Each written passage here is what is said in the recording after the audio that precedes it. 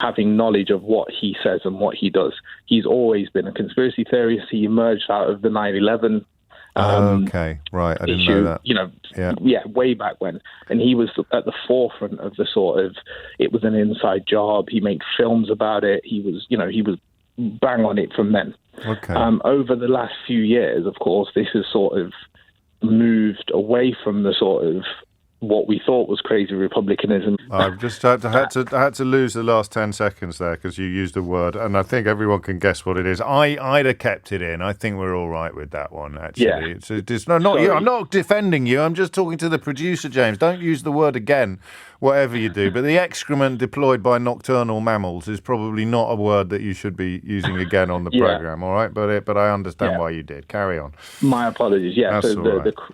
The crazier wing of the Republican movement that he's moved towards since, maybe about 2008, 9 and 10. Yeah, I've got it. So all he's really doing is just jumping on bandwagons of, he attacks, his target audience is disaffected young men. Right wing men. Disaffected young, but initially it was left wing. As I said, he was attacking. They're not young, mate. They're not young because we're speaking about people's dads and people's fathers-in-law. Sure. We're not. I don't think I'd agree with you that they were young, but I mean that's the incel end of it. There'll be different wings of his army, won't there? I'm going to say something. I'm sorry to interrupt you, but I've just had a moment of revelation, which doesn't happen to me very often, James, especially at my age. So I'm going to get it out there because the thing that's always baffled me, when you say anti-establishment, right, I think these people couldn't be more establishment. And it happens in this country as well. You have conservative MPs, largely Brexiteer MPs, saying that they are anti-establishment or they complain about the establishment. Joe Farage never shut up about the establishment. He's desperate to be in it. He's got his grubby little fish face pressed so hard against the window, it's left an imprint on his forehead. They love the establishment. But of course, if you've had predominantly right-wing governments for most of your life and your life is still rubbish, and you think you're right-wing, you think you're on the side of low taxes and gun control and small state or whatever it is, or anti-abortion, there needs to be something else. There needs to be something beyond the government. That means that your politicians, the politicians you vote for who make your life worse, it's not their fault that your life hasn't got better. Their hands have been tied. If only Boris Johnson could have escaped. And Johnson, to his eternal damnation, used the phrase deep state in the House of Commons. I mean, an incredible moment in British politics that's gone underreported. But, of course, if you're a Donald Trump fan and you're looking at the skip fire that Donald Trump presides over, it can't be Donald Trump's fault, even though he's in charge. So there has to be something secret beyond the people in charge that explains why your life is still rubbish. And that's why deep state has become part of their vocabulary. Deep state is an evolution from anti-establishment, right? The deep state is the establishment. That's it. Thank you for that. Thank you for leading me to that moment of clarity, James. Can you remember where you were before I so rudely interrupted you? No, but I pretty much agree with what you've just said, and it was a perfect segue for you to launch Trump. So that's because that's the big mystery. How can you be anti-establishment? You're the president of America. Answer: yeah, I'm really bad at it, or I'm filling my own pockets, and my punters. Their lives have been turned. Their lives aren't getting any better, so they have to believe that my hands are tied behind my back. And woke is probably part of that as well. This idea, I saw it yesterday in the papers. This idea that there's a left liberal establishment that actually runs everything. It was on Joe. It was one of those clips when they send out Vox Pops, and some bloke starts talking about the establishment that's run. I'll try and find it for you. God, I love it when this happens. It's all down to Levy and James. It's the callers. Put pennies that they get put in my slot. And then the 3 melons come up on the fruit machine. Jacob's in Hednesford in Staffordshire, isn't it? Not Herefordshire or Shropshire. Yeah, Hednesford. Yeah, no one knows where it is. No, I know where it is. What would you like to say? Yeah. So I grew up in Kidderminster, so it's not a million miles away, is it? Go on. Yeah. So I just challenge the notion that this is the Alex Jones phenomenon, if you will, is symptomatic of the culture wars. really, I see it more as... So to be fair, you're the first person to use the phrase culture wars today. So I don't know that but I think people have touched upon this idea of, when we're speaking about social issues, there's this left-right divide, mainly in the United States, albeit. But I think that it's more that people are drawn towards sensationalism. Yes. I remember a few years ago when you had Oliver Norgrove on, and he said a line, I'm paraphrasing, but it was something along the lines of, "I'm glad I'm not a bigger deal than I am." By which he meant... Just for people who don't know, and do you know what, I needed to... I hope he's well, but I just need to remind myself as well. He was one of the first vote leave people to sort of break ranks, wasn't he, and sort of regret his role. I don't think I'm misrepresenting him, am I, when I say that? Right, but so it's a bit of an odd reference speaking about. Yes, it was an odd reference. But the point I'm drawing upon is that he has very sort of nuanced, pragmatic opinions that just don't generate. They just don't garner the attention that is needed in the social media age. So if you look at boring old politicians in the past, like you referenced Ted Heath. Ted Heath wouldn't get anywhere nowadays in the social media age. And this might be Starmer's problem. Granted, it might be Starmer's problem. All right then. What time is it? 11:59. What's my secret then? What's your secret? Yeah, because I espouse essentially centrist views. I'm essentially quite boring in my outlook. I'm opposed to racism. I'm opposed to bigotry. I'm opposed to... Yeah, but James, it's not what you actually believe. It's how you are perceived by other people. So you were speaking about the establishment before and how people on the right think that there's a left-wing establishment and people on the left think there's a right-wing establishment. But obviously both opinions can't be true. It's just that there's this, what I'd call a minority narrative nowadays. Everybody feels that they are in the minority. But if you've got, but one side ignores the evidence, which is why I'm very pleased with this. So please don't explode it for me, although I'll give you the opportunity to do so. You need to invent the deep state if you're right-wing and you've had right-wing governments for most of your life. You need to invent the deep state. Yeah, it's the conspiracy Overton window, as I describe it. That's a great way of describing it. I'm nicking that, by the way. Yeah, go on. But if Alex Jones, if all he ever did was go on about gay frogs and the Queen being a lizard, he wouldn't get anywhere. It's the fact that it's mixed in with what comes across as mainstream conservative opinion in the United States. I think that goes the other way, by the way. I can't think of an example off the top of my head. But these sensationalist views that people are attracted to because they generate, a sort of a controversial theme, they don't just come about in isolation. It's a very gradual process. It's a silent revolution. It's a very human process. I think you're right. I'm sure you'd agree. It's not actually binary. It is going to be linked to what you describe as culture wars, and there is also hugely a role for sensationalism, and also many other people with exactly the same words as Alex Jones wouldn't have got on the board. They wouldn't have rung a single bell. Thank you, Jacob. I wish we'd had a little longer, but I'm already quite late for the news. 4 minutes after 12 is the time. Have we got that clip of the guy talking about this? Okay, I just play you this because I think that some of the work they do over at joe.co.uk is really good, and B, it plays perfectly into what we were just saying about the establishment and about what it actually means and why they had to invent the deep state. That's my prize today. That's what I'm going home with. Why on earth did they start talking about why would Boris Johnson talk about the deep state? Answer, well, because if there's a deep state tying his hands and secretly running things, then all of his uselessness is both excused and explained at the same time. Why would Farage? Almost inevitably, Farage was tweeting this morning about, there's clearly a deep state because Donald Trump. So if you've been voting for right-wing governments for your entire life and your life is still rubbish, then there must be a deep state, because it can't possibly be the fact that right-wing governments have not improved your life in any way. Even though the evidence today of stuff like the water companies is wonderful. Well, anyway, I'm very pleased with that. I'm almost reluctant to take any more calls in case you knock the gloss off my profound insight into the necessity of inventing the deep state in order to sustain support for right-wing politics. It was a pretty grim moment. Can we find the time when Johnson did it, when Johnson actually said deep state in the House of Commons? It's relatively recent, I think, but it was a much more significant moment than perhaps we appreciated at the time. But here's a useful example of someone who has fallen for it hook, line and sinker. I've been a Conservative for a long time. I've always seen them as an anti-establishment party. Who specifically do you mean by the establishment? I guess it's the left liberal establishment which runs the media, which runs the universities, which runs Whitehall. There you go. The Conservatives are the anti-establishment party, and the left liberal establishment that runs Whitehall. I mean, just incredible. But hey ho, and it matters. He's got as many votes as you've got.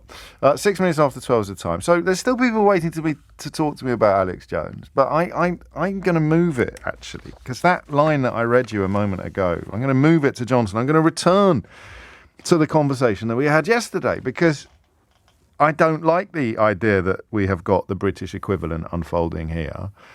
But I think the discovery, and I am allowing myself to use the word discovery for this, the discovery, and if you're listening to this going, oh, well done, James, I worked this out years ago, just get knotted, all right? I don't believe you. It's been a moment of uncommon clarity on the programme today.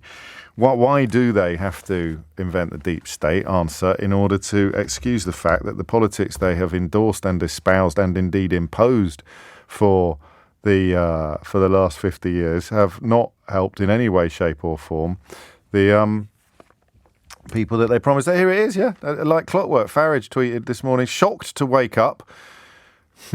I'm saying nothing. Shocked to wake up and hear about the raid on Trump's Mar-a-Lago home. The deep state truly does exist. So you're Nigel Farage, right? You've sold people Brexit.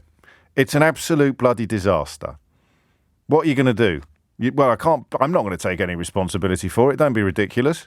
I am the most stubborn skid mark on the underpants of British politics there has ever been, and I don't intend to disappear anytime soon. So how are you going to... Oh, there's a deep state. There's a deep state. That's why all of the stuff that I have espoused and stood for, whether you're Donald Trump, Boris Johnson or Nigel Farage, why has it all gone to absolute pot? Answer, oh, there's a deep state frustrating us at every turn. Why would they want to frustrate you at every turn? Don't ask uncomfortable questions. So I like that. And here is the question then, for the final hour of the programme. Are we seeing something very similar being undertaken in Britain now? With this determination not to allow the inquiry into Boris Johnson's misleading of the House of Commons to go ahead. Yesterday was astonishing when 4 Conservative MPs came under concerted attack from right-wing media, in this case the Daily Mail, even though one of them had already stepped down from the committee. They go in again today, not quite as viciously, not quite as violently, but they still go in. And it is an absolute determination to avoid scrutiny, to get Boris Johnson away from the microscope. So let's have a look here. A senior Tory MP on the committee probing Boris Johnson over Partygate faced calls to quit the inquiry team yesterday from the Daily Mail, but they don't put that in the article, from me, it's just from us, after it was claimed that he labelled the Prime Minister dishonest. That's mad. I don't know if I conveyed quite how mad I think this is yesterday satisfactorily. This is a real moment in British media. The Prime Minister is dishonest. The Prime Minister is dishonest. This is not an opinion. This is counting. The Prime Minister is dishonest. The Prime Minister has cheated on his wives. The Prime Minister has lied about his private life, his personal life, his political life. The Prime Minister has been fired from a front bench role or from a shadow ministerial role in the Conservative Party for lying. You cannot be excluded from any role in this country for stating that the current Prime Minister is dishonest. That would be like being told, well, you said it was raining last Tuesday when it was raining, therefore I'm never ever going to allow you to comment on the weather again. Or indeed, not just the weather, I'm never going to let you do anything ever again. You can, in fact, that's it, you're unemployable. When it was raining last Tuesday, and you said it was raining in the middle of that rainstorm, when it was raining, that means you can't be trusted to investigate whether or not it's raining today. It's incredible what they're doing. Sir Bernard Jenkin, arch-Brexiteer. It's not a phrase I've used much on the programme because I think it makes them sound like musketeers, whereas in fact they are muppets. But arch-Brexiteer, Sir Bernard Jenkin, they don't put that in the paragraph that they're writing about. He's one of 3 remaining Conservative MPs on the Commons Privileges Committee, which is looking into whether Mr Johnson misled Parliament. And it has now emerged... Oh, no, here it is. It has now emerged that Sir Bernard, a leading Brexiteer and former deputy chairman, allegedly suggested that Mr Johnson joining the Vote Leave camp ahead of the 2016 EU referendum would be a disaster. They're quoting Dominic Cummings now in order to try and discredit this leading Brexiteer. But the point isn't so much that. What Sir Bernard allegedly told Dominic Cummings about Boris Johnson before the Brexit referendum, he says he has no recollection of using these words. Talk about a circular firing squad. These are the words he said. He's dishonest, a philanderer. A philanderer is someone who cheats on their wife.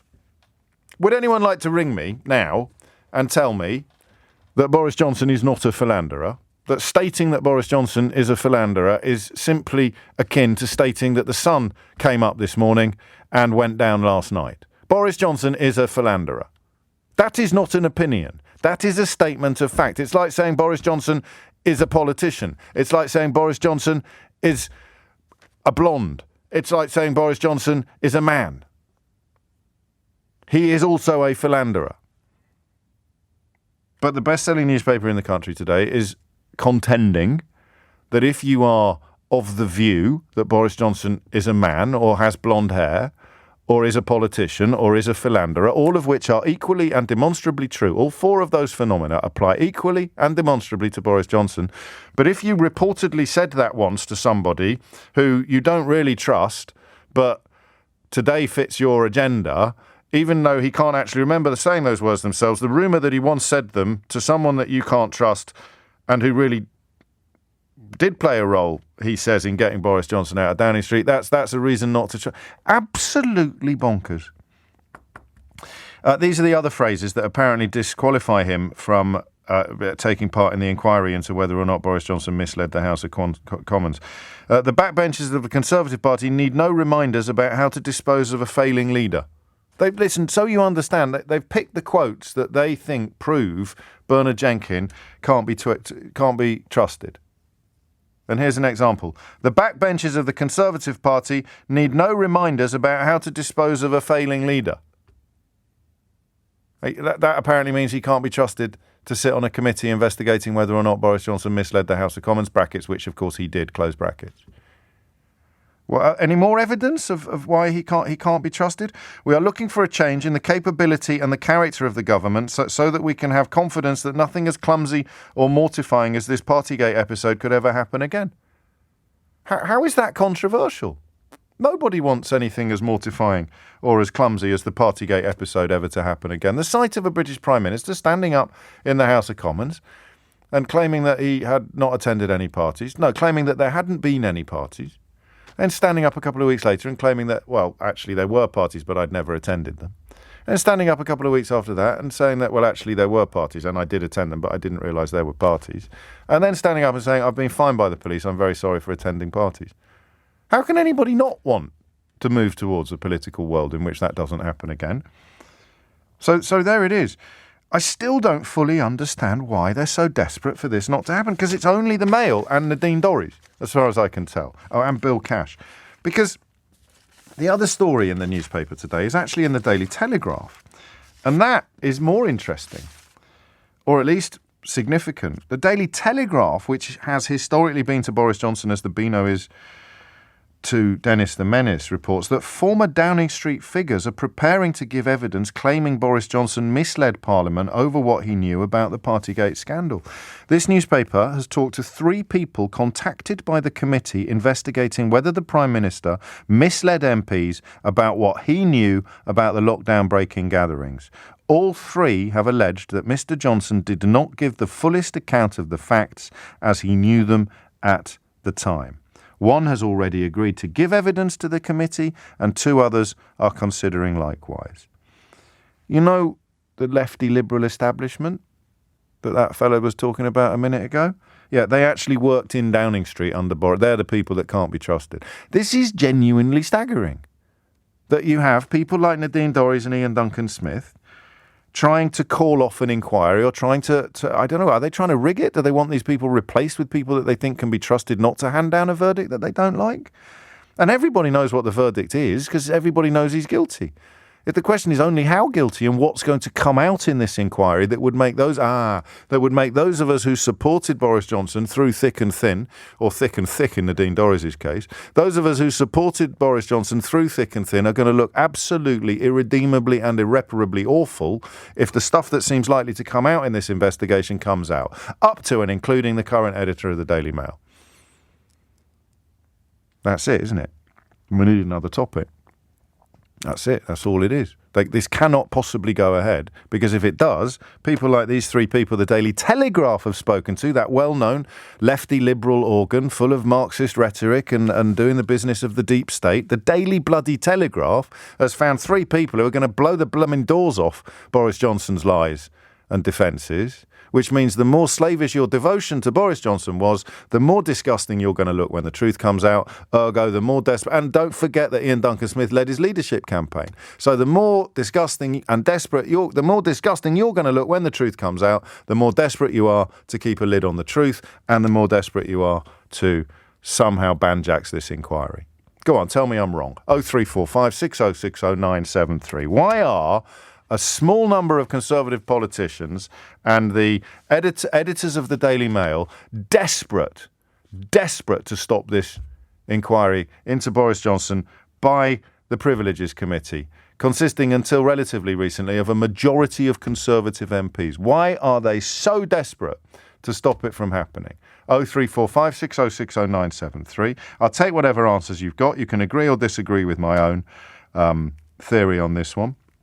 But the other question I've got for you, having spent an hour talking about Alex Jones, talking about the truth, talking about how your beliefs do not make something true, is it fair to put Boris Johnson and his supporters in the same category as Donald Trump and his supporters? Hit the numbers now, you will get through. And why do we put up with it? I asked you about Alex Jones at the top of the 11 o'clock hour. Why do we put up with this? Here's the bit I was telling you about with Boris Johnson. Here's the clip. This is absolute, and Farage is the only other person who uses this phrase with a straight face. He's used it this morning to describe the fact that the FBI, which is run by a man appointed by Donald Trump, has raided Donald Trump's home in Florida because he took lots of documents from the White House that he wasn't allowed to take. There is photographic evidence that he tried to flush some of these documents down actual toilets in the White House. So what do you do if the bloke that you voted for is so obviously corrupt and depraved? Answer, you claim he's the victim of the deep state. What do you do if you are the bloke who's completely corrupt and depraved? Well, I'll show you. And some people will say, as I leave office, that this is the end of... They will say this is the end of Brexit. They will... Oh, yes. Listen to deathly hush. Deathly hush. And the leader of the opposition and the deep state will prevail in its plot to haul us back into alignment with the EU as a prelude to our eventual return. That's absolutely appalling, and we should have made a bigger fuss at the time. Why is Brexit going so badly? The deep state, a non-existent, mythical phenomenon designed to excuse Boris Johnson from being Boris Johnson and to excuse Boris Johnson, the chief architect of Brexit, from the failings and failures of Brexit. And it's exactly what Nigel Farage has done this morning with Donald Trump. Donald Trump appointed the director of the FBI, and the FBI are now investigating him to the extent of raiding his home in pursuit of documents that he has taken from the White House. If you're following the January the 6th investigation, the scale of the corruption is absolutely off the page, off the planet. But what do you do if you've hitched yourself to this bandwagon? How do you possibly excuse the fact that the fella you helped sell to the American people is absolutely bent? Answer, you need a new enemy. And that's why the deep state comes in. So the more I talk, the more I think I may not take any calls at all this hour because my dander is high. No, don't worry, I will.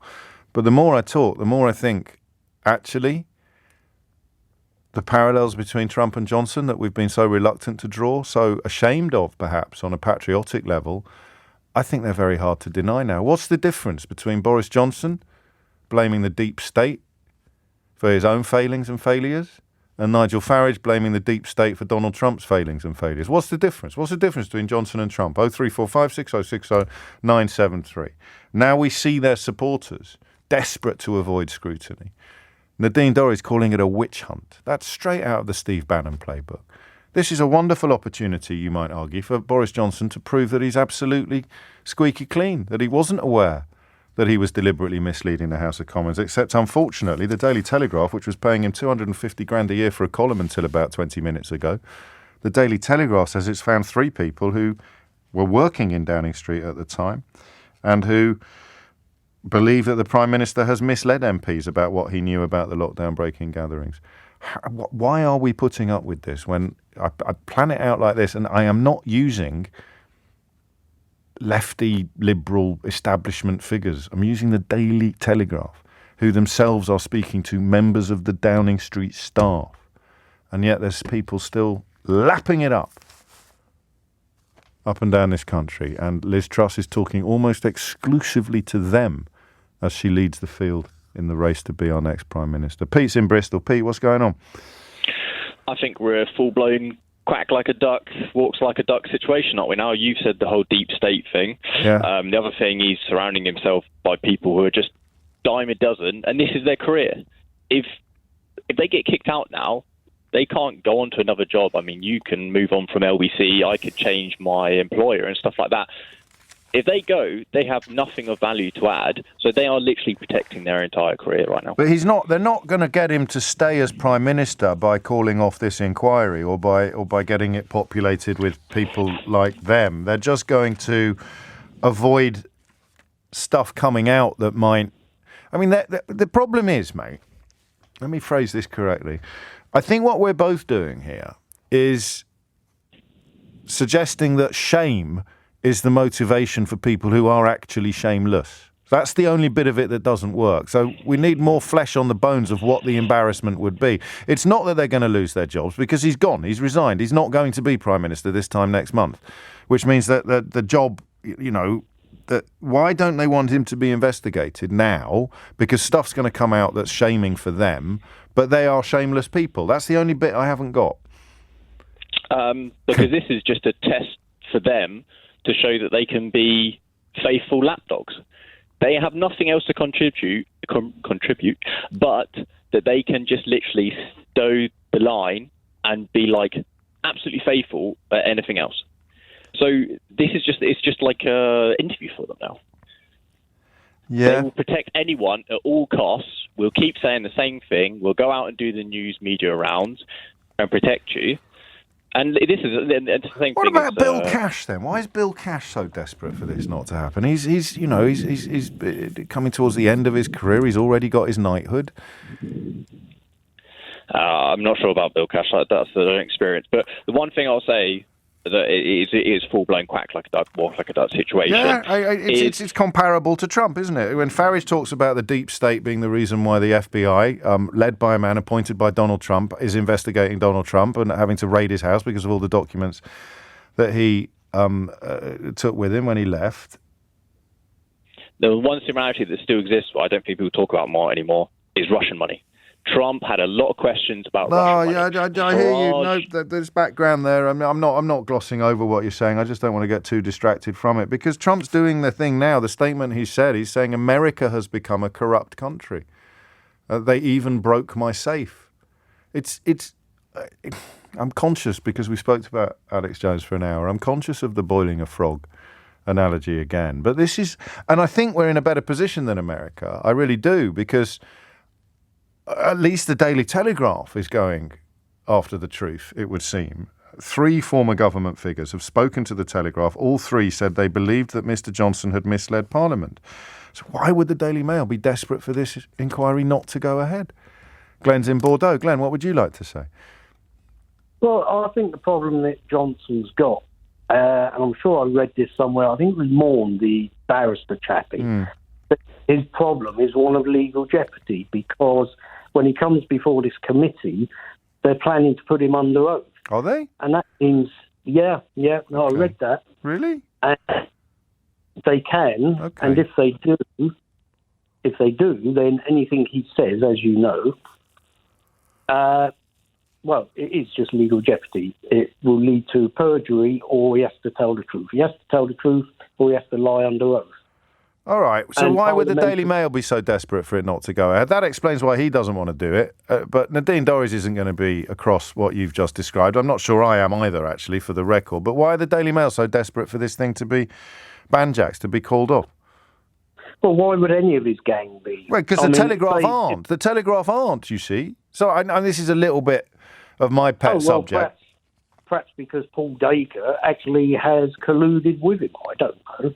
But clearly there are a lot of people out there, I think, who would not want Johnson having to tell the truth. Yeah, but you just said, you see, you gave up a maybe, which is unlikely to be true, and then you stuck an I don't know at the end of it. And I'm the same, and I do this for a living. I watch this rubbish more closely than anybody else in the country. And I struggle to come up with a really consolidated, substantive answer to the question of why the Daily Mail are so desperate for this thing to be called off, while the Daily Telegraph are essentially giving us a sneak preview of what's going to happen if it goes ahead. And it's going to be absolutely horrible for Boris Johnson. Let me quote. All three said they believed that Mr. Johnson had misled Parliament. One said, on the facts, he was definitely at lockdown-breaking events and he knew they were happening, and therefore what he said to the House was knowingly inaccurate. Another, when asked if Mr. Johnson misled Parliament, said, absolutely, damn well he did. And a third said of the Prime Minister's knowledge of lockdown-breaking parties that he knew what was going on. So why would the Mail be desperate for this not to go ahead, and why would the Telegraph be essentially fighting from the other angle when until relatively recently they were the president and the vice president of the Hear No Evil, See No Evil, Speak No Evil Boris Johnson fan club? It's coming up to 12:30. You're listening to James O'Brien on LBC. Tim Humphrey has your headlines. It is 12:32, and it is one of those days where, largely by accident, I think we've stumbled across something of some significance. I don't know what you do now if you are still in the fan club, if you still leave Brexit out of it, if you're still of the view that Boris Johnson was deserving of your support or worthy of your admiration. But I guess you probably still quite like the look of Donald Trump as well, don't you? So you're not even disagreeing with me that they're peas in a pod. That's what you like. We should probably have been a little bit more aware of that. If you look at who liked Trump and Johnson and then the sort of little poodle poppling along behind them, Nigel Farage, then you must have seen things that united them for you. You must have seen things that they had in common. And that's what you liked about them. Those of us who bear the burden of being fair-minded and honest, we resisted, and patriotic, of course, we resisted the idea that Boris Johnson was as bad as Donald Trump because that would mean terrible things for our country. But now they're off. Both of them are off, although I think the likelihood of a Trump return is still higher than the likelihood of a Johnson return. Why is there this desperation for him not to be investigated? Answer, because they know, I mean, what else have you got? We know why they are. We know they're guilty. We know he's guilty. Everybody knows he's guilty. The people defending him know he's guilty. But why would they not want? Anyway, Duncan's in Grantham. The Trump-Johnson parallels. Do you know, Duncan? I've made them, but I've always made them very reluctantly, and I've always caveated them with, well, of course, he's nowhere near as bad, really, but perhaps he is. Well, I think you've got more faith than I have, James, because I've always seen Boris as a bit of a mini Trump, Britain Trump. There's so much that they have in common, and not just them, but the people that they communicate with, the people who listen to what they say. As you've said previously, this wholesale assault on truth, and go, I agree with that. They say the things that confirm my biases. I'm happy to accept whatever easily provable. Johnson was cleverer at doing it in slightly more coded and subtle ways. But why would Nigel Farage fans have flocked adoringly towards the altar of Boris Johnson if they didn't see peas in a pod, and Trump comes into the picture as well. I mean, this isn't in Johnson's defence, and it might also apply to Trump, is that if they thought that power and influence rested on being the most liberal person in the room, they probably would have done that. Do you see what I mean? It's the absence of principle and beliefs. They probably would have pretended to be the most liberal person in the room if they thought that would deliver power and influence. But the opportunism of it and the ugliness of it is actually impossible to not compare, I think. Well, I feel that in terms of that broad appeal, at least from what I've seen, both of them are trying to appeal to a very specific demographic.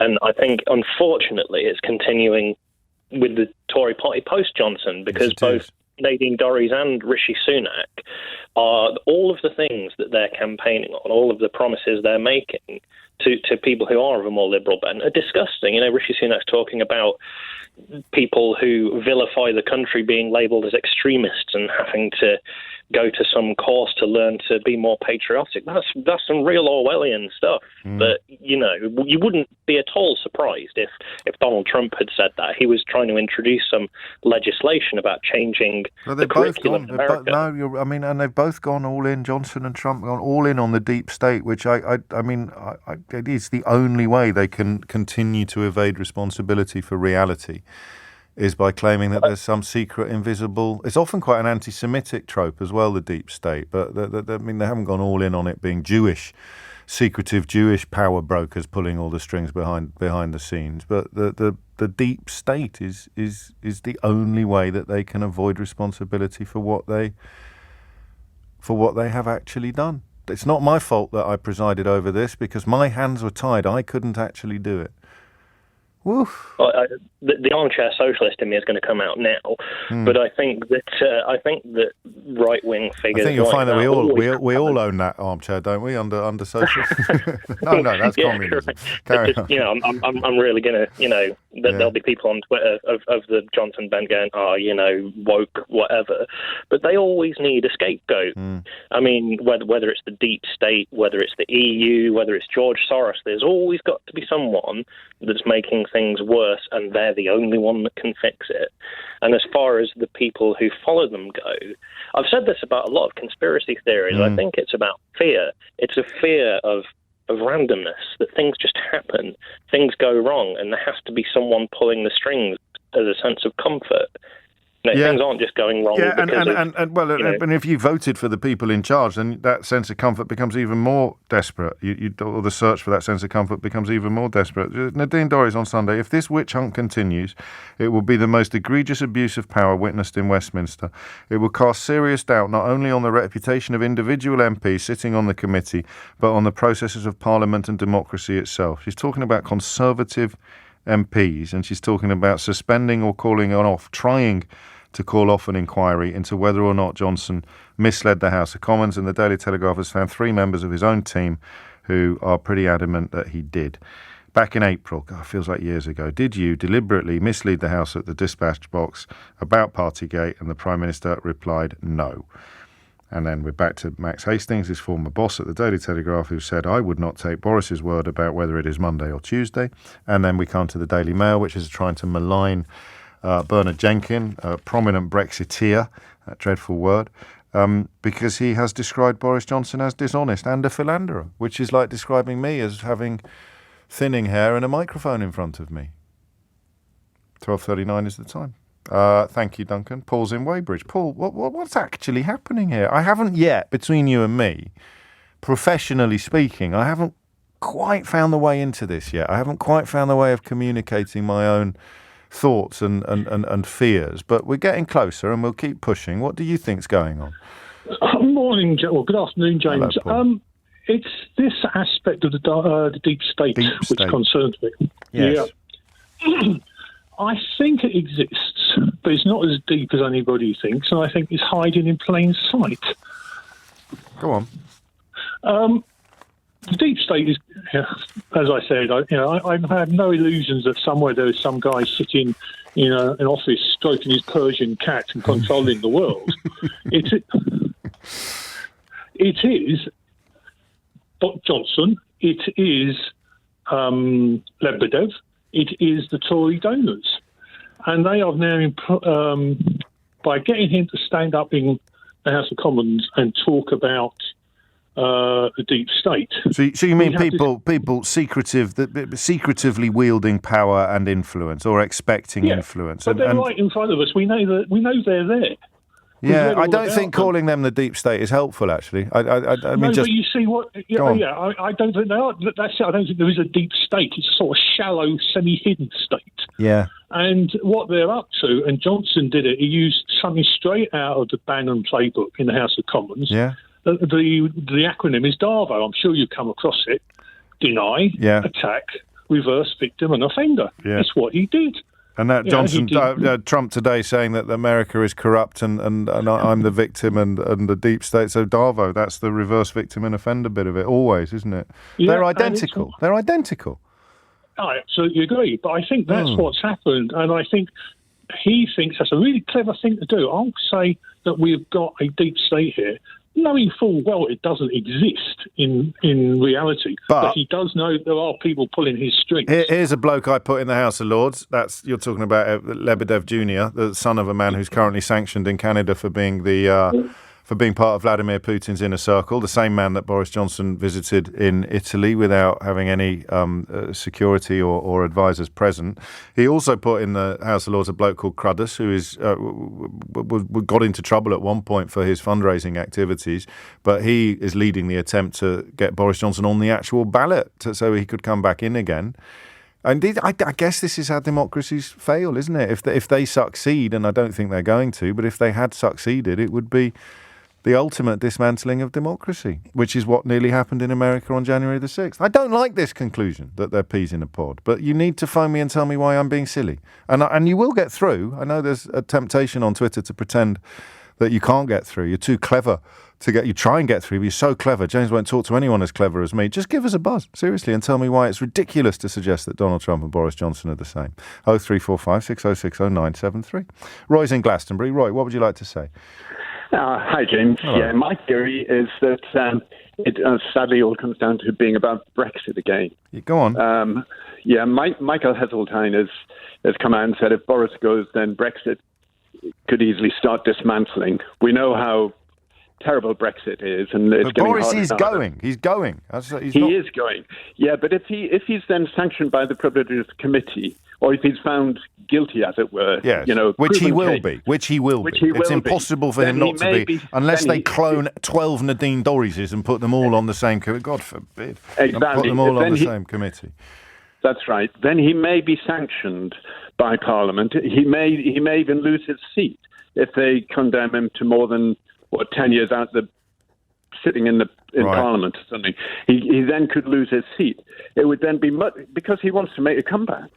And at least the people like Daily Telegraph and Daily Mail, they think, okay, if Liz Truss is not going to last long. The Telegraph are not in it. The Telegraph and the Mail are on different pages on this. They're at loggerheads. The Telegraph is doing, and I've said this before, their news pages are rather good at the moment, have been for a while. Their comment pages, more comedy, more unintentional comedy on the Daily Telegraph's comment pages than you'll find anywhere else in Christendom. But on the news page, excuse me, they're getting this right. So it's wrong to lump them in together on this. It's the Mail that are desperate for it not to go ahead. Well, the Mail. Well, I still think my theory holds up. That they see Boris really won Brexit for Beau Leave, and I don't normally call him Boris. I'm not going to call him Boris. Oh, sure. They think because Brexit is going to continue to sort of fester and having Liz Truss at the helm, she's not going to really be able to rebuff Brexit like Johnson can, and she probably won't last long. He wants to stand again. And yet it is sanctioned by you're the covering committee. Too much ground because you can't. I think Brexit might be part of it. I thought it was unhelpful for Michael Heseltine to say what he said actually because it just gave the lie to a lot of what Boris Johnson said. It's the idea that there's just waiting in the wings for it.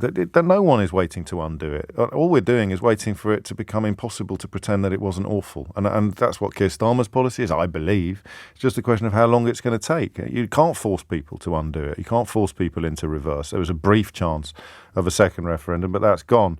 But I disagree with Heseltine on this. When Johnson goes, the most successful liar about Brexit goes, and therefore the process of people accepting the truth about Brexit probably gets accelerated because the most successful liar has gone, but it doesn't begin to unravel because Liz Truss is going to lie about it. Ian Duncan Smith is going to carry on lying about it, or being deluded about it. I don't know, but the path back has got to be part of it as well, trying to shut down any possible path back. What a tangled web we weave, eh? 12:48 is the time. A rather good point made by one of the American commentators on this is that Donald Trump wanted people to be locked up for 10 years for the crime of putting graffiti on a statue, but stealing and squirreling away documents from the White House, when the FBI investigate that, or that allegation, that's the end of the Republic as we know it. His response has been, well, predictably histrionic. But his response to what? Andrew Feinberg is the White House, Congress and politics correspondent at The Independent, based in Washington, D.C. And he joins me now. In your own words, well, obviously in your own words, you're not going to use anybody else's. How big a deal, what exactly has happened and how big a deal is this? Well, I'll start off with your second question. This is a very big deal. This has never happened before in U.S. history. The Justice Department has never executed a search warrant on the home of a former president before. And what brought this about is something that is actually really simple.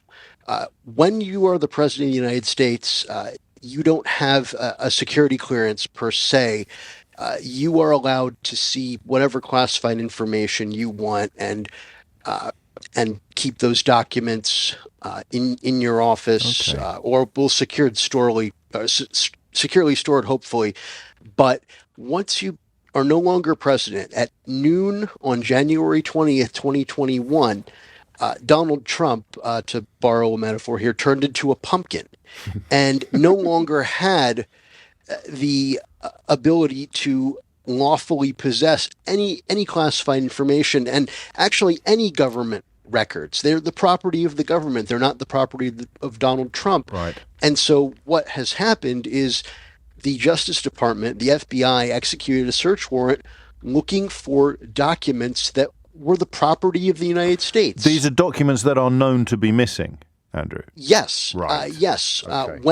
When he left office, there was a lot of stuff missing. And earlier this year, he turned over 15 boxes of documents to the National Archives.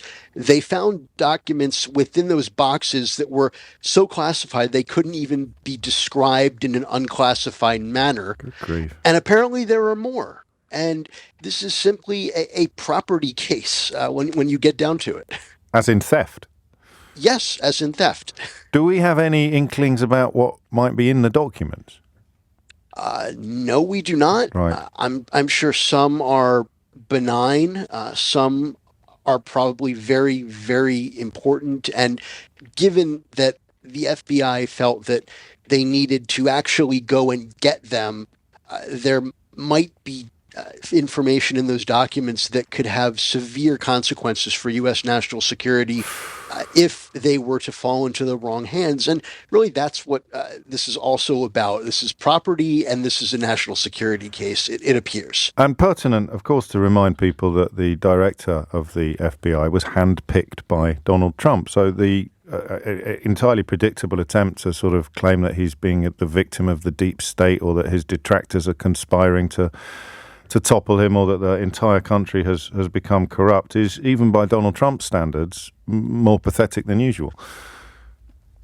You could say that. The former president always likes to play the victim, but in this case, it is a bit rich, because the man at the top of the FBI, Christopher Wray, is a Donald Trump appointee. And this is not, as he likes to say, Democrats going after him. This is the FBI looking for stolen stuff. You're quite a clear-eyed chronicler of how Trump supporting media reports this stuff as well. I'm enjoying your Twitter feed. There's one, and I'll ask you that. I mean, Fox News, there's one headline you've drawn attention to. It says, source, FBI agents grabbed documents and boxes without going through them properly. That sounds to me like they're floundering a little. Yeah, as I tweeted yesterday, I don't even know what that means. In a search warrant under U.S. law, I'm not sure how things work in the UK, but when the federal government goes to federal court for a search warrant, they have to say what they are looking for, where they will find it, and why they need it. And so if a judge signed off on that, then they met that burden, and it's not an incredibly high burden, but it's pretty high. It's a probable cause standard, which means they can't just go fishing. If they went to Mar-a-Lago yesterday looking for documents, they most likely knew what sort of documents would be there and where they would be found, and that they would be evidence of a crime. I mean, it is remarkable to reflect upon what they might have been looking for. What in the scheme, and of course it being so unprecedented means you probably can't answer this question. What happens next? What do we know? What happens next? I mean, what might we expect to come out? Would the FBI make a statement? We're in uncharted waters, aren't we? I doubt you will see any statements coming out of the Justice Department or FBI. This is an ongoing investigation, and as a rule, they do not comment on ongoing investigations.